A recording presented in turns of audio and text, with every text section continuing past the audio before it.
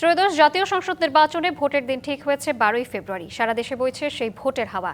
এ নিয়ে কি ভাবছেন সাধারণ মানুষ থেকে শুরু করে আগামীর জনপ্রতিনিধিরা, সে কথা জানাতে ডিবিসি নিউজের ইলেকশন এক্সপ্রেস ছুটে যাচ্ছে সব সংসদীয় আসনে। এখন আছে সংসদীয় আসন 259, কুমিল্লা 11-এ। স্বাগত জানাচ্ছি সিএসআরএম ডিবিসি ইলেকশন এক্সপ্রেস। আমার সঙ্গে এই মুহূর্তে যুক্ত আছেন চৌদ্দগ্রাম উপজেলা জামাতের আমির। কথা বলবো, জানার চেষ্টা করবো আগামী নির্বাচনে এই আসনটি জামাত কতটা দখল করতে পারবে। স্বাগত আপনাকে সিএসআরএম ডিবিসি ইলেকশন এক্সপ্রেসে। যিনি প্রার্থী আপনাদের এই আসনটিতে, তার হয়ে আপনি আসলে বসেছেন এই জায়গাটাতে, কি ধরনের প্রতিশ্রুতি তিনি দিয়ে যাচ্ছেন? জি, বিসমিল্লাহির রহমানির রহিম। আমি কুমিল্লা 11-14 আসনের প্রার্থী ডাক্তার সৈয়দ আবদুল্লাহ মোহাম্মদ তাহের ভাইয়ের পক্ষ থেকে উপজেলা জামাতের আমির মাহফুজুর রহমান বলছি।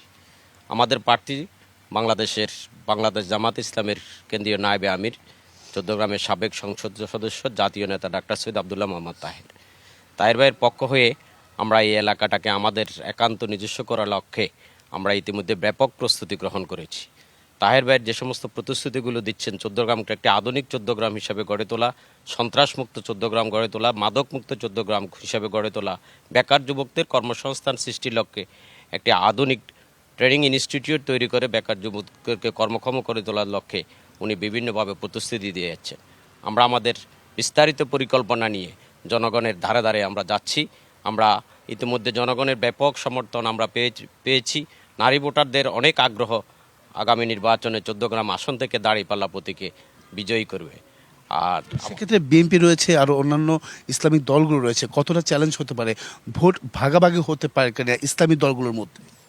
ইসলামী দলগুলোর মধ্যে ভোট পাকাপাকি হওয়ার কোনো লক্ষণ আমরা মনে করি না। এখানে ইসলামী আন্দোলনে যে প্রার্থী আছেন, অতীতে ওনারা ইলেকশন করছেন। চৌদ্দগ্রাম ইসলামী আন্দোলনের তেমন কোনো কার্যক্রম মূলত আসলে নেই।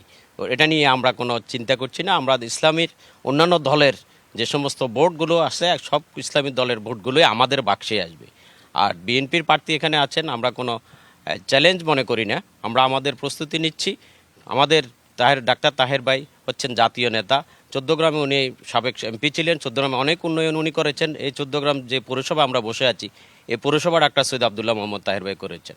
তো ওনার অতীত উন্নয়ন, বাংলাদেশের রাজনীতিতে ওনার যে অবদান, আধুনিক বাংলাদেশ গড়ার ক্ষেত্রে ওনার যে ভূমিকা, সব কিছু মিলাইয়া জনগণের মধ্যে যে ব্যাপক সাড়া, সেই সাড়াকে পুঞ্জীবিত করেই আমরা কোনো চ্যালেঞ্জ ছাড়াই আগামী নির্বাচন আমরা বিজয়ী হওয়ার ব্যাপারে চৌদ্দগ্রামে আমরা দিয়ে আশাবাদী ইনশাআল্লাহ। প্রচারের কোনো ঝামেলা হচ্ছে কিনা? শেষ করুন। প্রশাসনের কোনো ঝামেলা এখন পর্যন্ত আমরা প্রচারে কোনো ঝামেলা হচ্ছে না, কিন্তু প্রতিদ্বন্দ্বী প্রার্থীর মানে আচরণবিধি লঙ্ঘন করে আমরা দেখছি যে এখানে রঙিন ব্যানার পেস্টুর করছে, যেটা আমি প্রশাসনের দৃষ্টি আকর্ষণ করছি। আমরা এটার প্রতিকার চাই। অসংখ্য ধন্যবাদ। আমাদের সঙ্গে আপনি এতক্ষণ যুক্ত ছিলেন। পরবর্তী সংবাদ দুপুর 2টায় থাকছে। ভিন্ন কোনো রাজনৈতিক দলের মনোনীত প্রার্থীরা কি ভাবছেন আগামী নির্বাচনকে কেন্দ্র করে, সেসব বিষয়ের সঙ্গে থাকুন সিএসআরএম ডিবিসি ইলেকশন এক্সপ্রেসের।